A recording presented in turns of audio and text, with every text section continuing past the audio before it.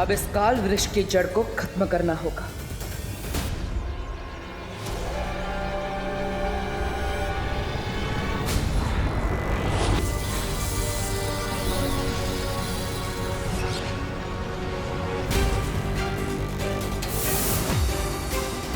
Partner, मुसीबत की जड़ मिली।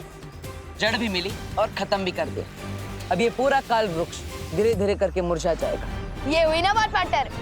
यस। बलवीर, ये वृक्ष मुरझाया नहीं है।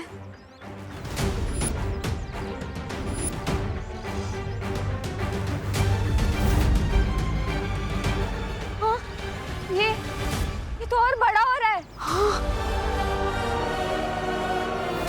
बलवीर, आपको पूरी ताकत से दोबारा हमला करना होगा।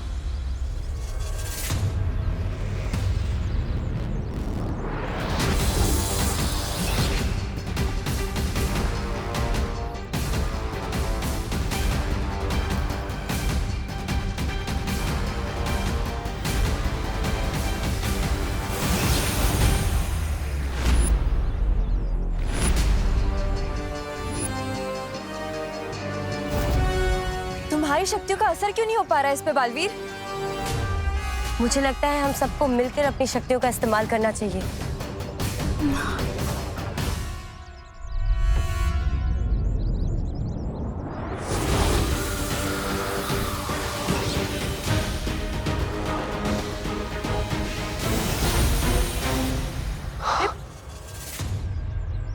हम काल वृक्ष को मार नहीं पा रहे, तो क्यों ना हम इसे वापस काललोक भेज दे। नजर ना आए इसकी शक्ल, हो जाए इस पर चल।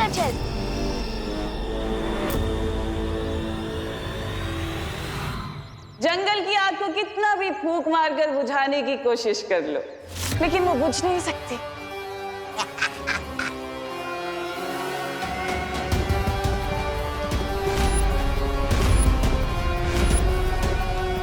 लेकिन अगर फिर भी तुम लोगों को कोशिश करनी है तो कर लो। मगर इतना याद रखना कि इधर तुम्हारी फूक खर्च हो रही है और उधर धरतीवासियों की सांस खर्च होने वाली है। और वायु परी, तुमने अपनी प्राण वायु से जो वो बुलबुले बनाए हैं ना लोगों को बचाने के लिए, उन्हें बहुत जल्दी आकर काल परी मिट्टी में मिला देगी।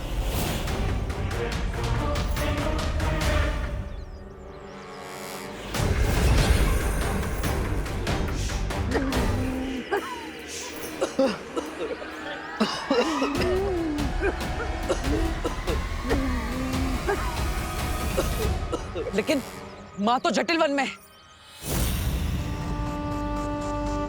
इतना चौंकने वाली क्या बात है बालवी? भूल गए क्या? जटिल वन मैंने बनाया है, वो मेरा वन है। और तुम्हें फिर भी लगता है कि कालपरी वहां से बाहर नहीं आ सकती? परियो, आप धरती के कोने कोने में फैल जाइए। हर इंसान के लिए अब एक एक सांस बहुत कीमती है। हाँ बलवीर।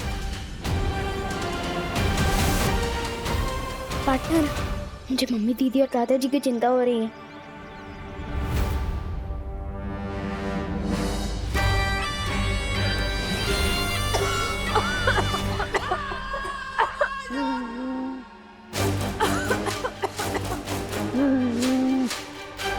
कागज की नाव में समुंदर पार कराने की कोशिश कर रही थी वो वायु परी, कभी कामयाब नहीं होगी।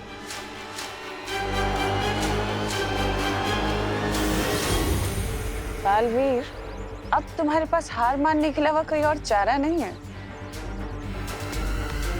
क्योंकि अब तुम, विवान और तुम्हारी ये तितलियों जैसी परियां कुछ नहीं कर पाओगे। क्या करोगे? ज्यादा से ज्यादा 10, 20, 50 या 100 लोगों को बचा लोगे। बाकियों का क्या? 10, 20, 50 नहीं, पूरे 800 करोड़ लोगों को बचाएंगे हम। इससे पहले कि इस उम्र में बेइज्जती सहनी पड़े, हार मान लो।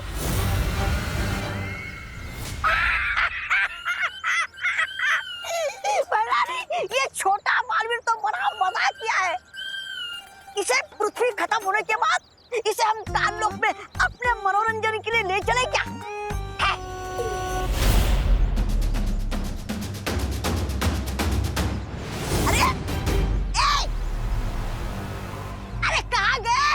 मेरी बात इतनी चुभ गई इन दोनों को। अरे कहाँ गायब हो गए? कहाँ जाएंगे? वीर लोग जाएंगे अपने उस शेर शौर्य से सलाह लेने के लिए।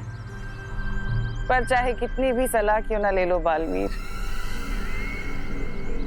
इस मूल जड़ का तुम कुछ नहीं बिगाड़ पाओगे, ना ही इस काल वृक्ष को। शेर सर, अब आप ही हमारी मदद कर सकते हैं। धरती पर ऑक्सीजन पूरी तरह से खत्म हो रहा है और हम काल वृक्ष का एक पत्ता भी नहीं तोड़ पाए अभी तक। हाँ शौर्य, मुझे तो ये समझ में नहीं आ रहा है कि मूल जड़ पर वार करने के बावजूद वो काल वृक्ष नष्ट क्यों नहीं हो रहा है। क्योंकि काल वृक्ष को वीरलोक की शक्ति या हथियार से नहीं मारा जा सकता। तो फिर हम क्या करें शेर सर? जिस तरह जहर को जहर मारता है, उसी तरह हमें काल वृक्ष को मारने के लिए काललोक के उसी तालाब का पानी इस्तेमाल करना होगा जहां से तिम्नासा ने मूल बीज निकाला था। लेकिन जिस तालाब से काल वृक्ष का बीज निकला था, वही तालाब का पानी काल वृक्ष के लिए जहरीला कैसे हो सकता है? पृथ्वी के वातावरण के प्रभाव से जैसे ही काललोक का पानी पृथ्वी के वायुमंडल के संपर्क में आएगा, उसका असर बदल जाएगा और वही पानी जो काललोक में अमृत के समान था, पृथ्वी पर काल वृक्ष के लिए विष के समान हो जाएगा।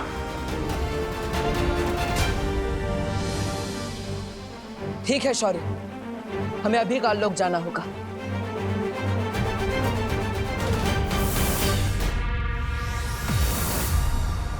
चलो पार्टनर, जल्दी से पानी लेकर निकलते हैं।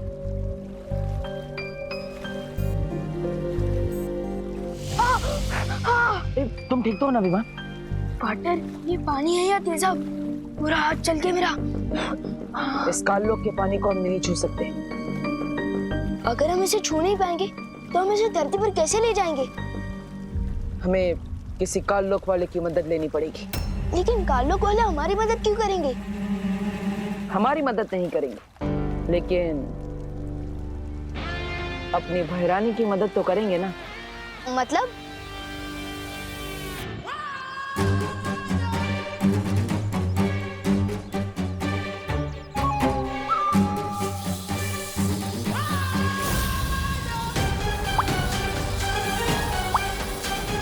ये परियां बहुत ढीठ है, इन्हें सबक सिखाना ही होगा। लोगों को प्राण वायु देते देते तुम खुद अपने प्राण गंवा दोगी परियों।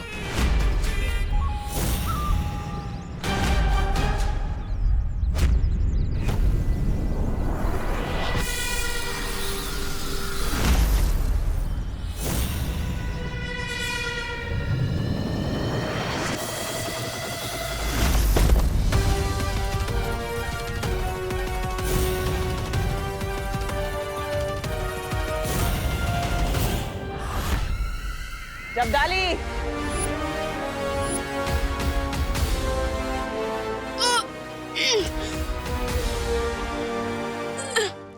अरे वाह भैरानी, नंदी उंगली की कसम, आपने इस चूसे को पकड़ लिया। नंदी उंगली की कसम, कहिए आपने मुझे वो कैसे किया, वो याद? जब्दाली, तुम काल तालाब जाओ और वहां से पानी लेकर धरती पर जाकर काल वृक्ष को सींचो। अच्छा, काल वृक्ष को सींचो। सींचो? भैरानी, धरती पर तो वैसे ही बहुत वो है, वो पानी, फिर काल वृक्ष की सिंचाई धरती के पानी से। तुम मूर्ख हो क्या? तुम्हें बार बार बताने की जरूरत है?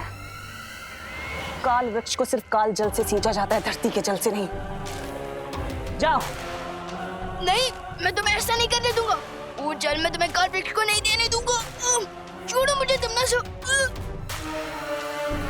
तुम अभी तक यहीं खड़े हो, जाओ। हाँ भैरानी, मैं अभी के अभी जाता हूँ धरती पर और काल वृक्ष की वो बुझाता हूँ।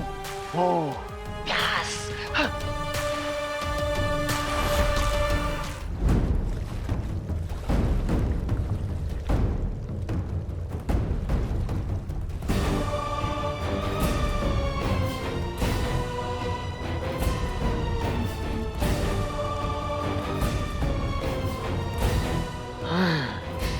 अब मैं धरती पर जाऊंगा उस काल वृक्ष की वो करने, वो सिंचाई।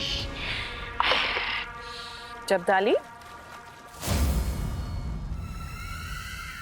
भैरानी ने इसके कंधे पे क्यों हाथ रखा है? भैरानी, अब इस जब्दाली के साथ क्या किया जाए? करना क्या है? जल तो ये हमारे लिए ले ही आया है भर के।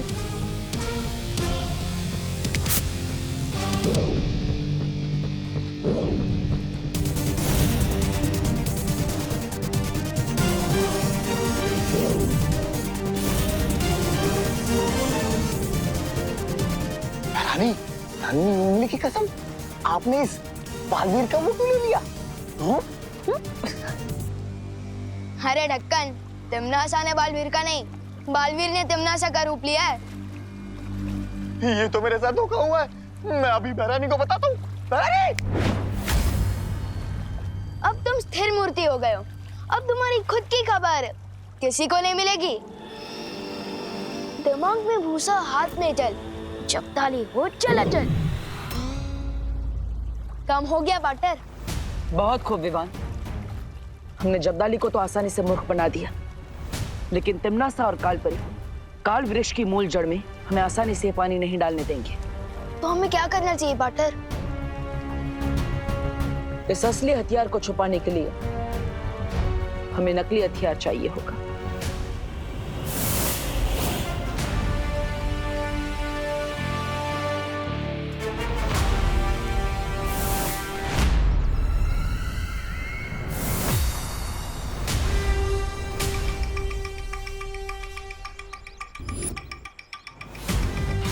अरे ये बालवीर तो शौर्य से सलाह के साथ साथ हथियार भी नहीं आया।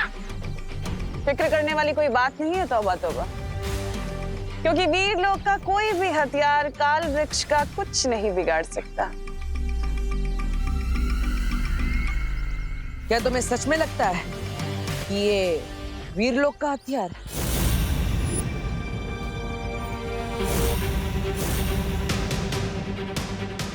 अरे भैरानी, रोकिए इसे, वरना हमेशा की तरह आपका अति आत्मविश्वास हम सबको ले डूबेगा।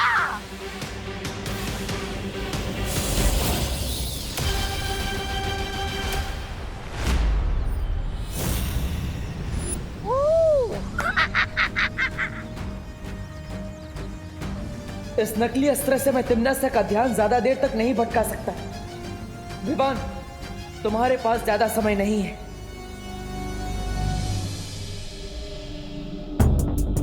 इतनी सारी जड़ें देख के तो मैं कंफ्यूज हो गया हूँ कि सांस कहाँ से लूं और काटूं कहाँ से।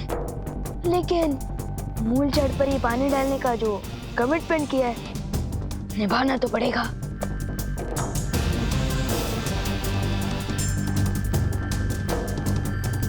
वो रही ये जहाँ पार्टनर ने बताया था।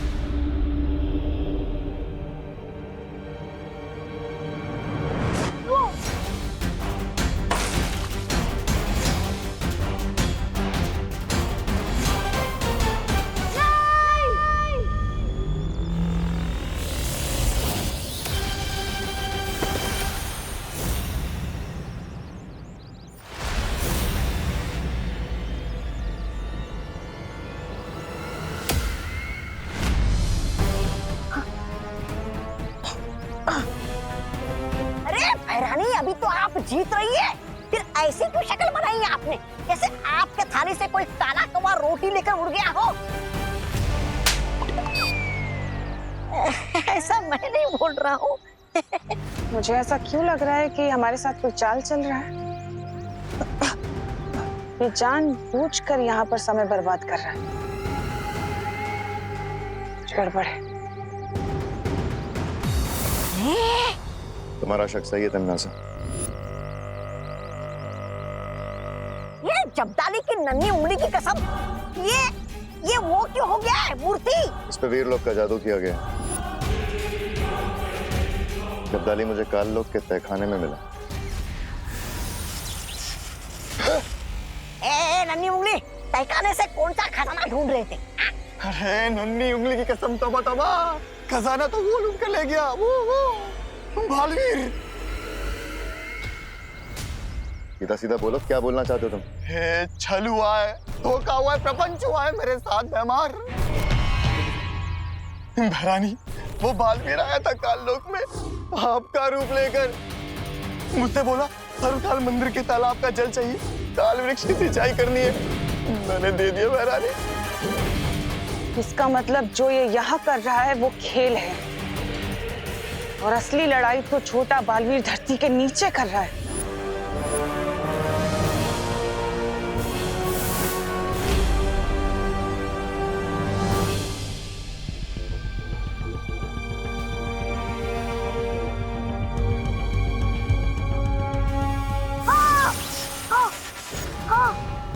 कालू के इस तेजब को हाथों से कैसे उठाऊं?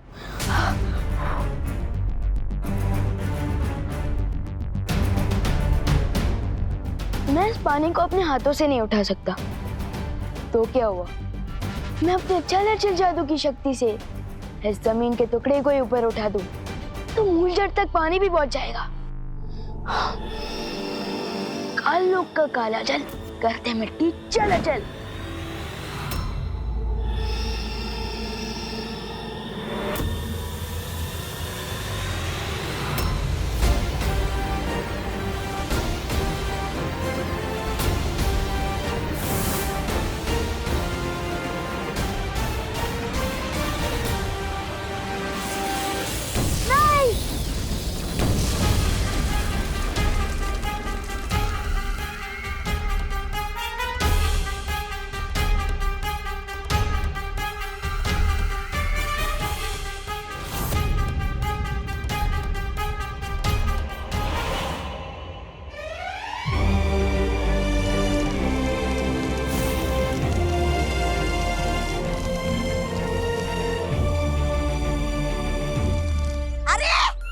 बहराने की योजना के गुड़ में तो ये दोनों बालवीर ने फिर से गोबर मिला दिया। छी छी छी छी।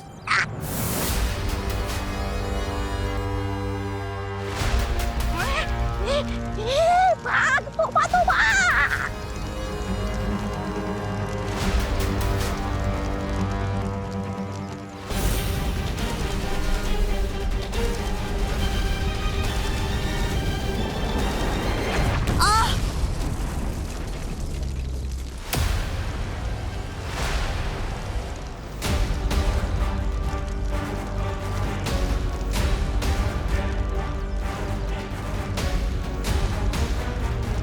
अब तक तुम प्राण वायु के बुलबुले फोड़ रही थी, लेकिन अब काल वृक्ष के प्राण भाप बनकर निकल रहे हैं।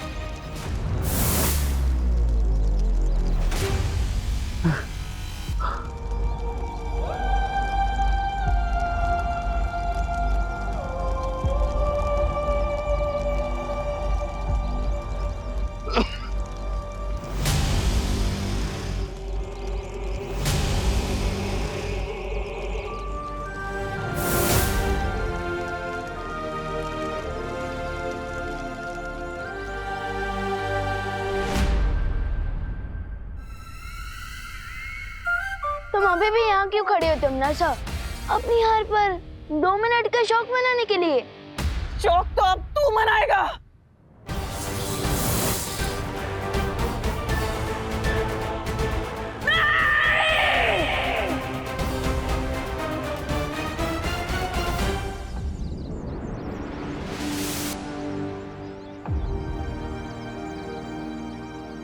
खुशी, मम्मी, दीदी, विवाह, मम्मी अब ठीक हो ना? बोलो नहीं सुनो, लेकिन हम सब बेहोश कैसे हो गए थे बेटा? गाड़ियों और कारखानों की वजह से प्रदूषण इतना बढ़ गया था कि आप लोगों को सांस लेने में तकलीफ हो रही थी, और इसलिए आप सब बेहोश भी हो गए थे। और अगर हम अभी नहीं संभले तो हमें सांस लेने में मुश्किल हो जाएगी इस पॉल्यूशन में। हाँ। अरे तो भाई, प्रदूषण समाप्त करने के लिए सरकार को कोई नियम तो बनाना चाहिए। अरे मिश्रा जी, सिर्फ नियम बनाने से सुधार नहीं होगा। हम सबको मिलजुल कर प्रदूषण काबू करने के लिए कुछ करना चाहिए। नागिन डांस इंसान करते हैं, नागिन नहीं। ये 2 बातें अलग हैं। मेघा जी, क्यों मैंने ठीक कहा ना? दूसरी बात का तो पता नहीं कानून जी, पर पहली बात आपने बिल्कुल सही कही है। वायुमंडल को साफ रखने के लिए सबसे बेहतर उपाय यही होगा कि हम ज्यादा से ज्यादा वृक्षारोपण करें। जीवन शब्द में ही वन आता है, तो वन के बिना जीवन का अस्तित्व ही नहीं। तो फिर ठीक है, इस मौके पर मुन्ना मिश्रा की तरफ से भारत नगर के वासियों को यह वादा किया जाता है कि इस बार जल्द से जल्द 1111 पौधों का रोपण किया जाएगा।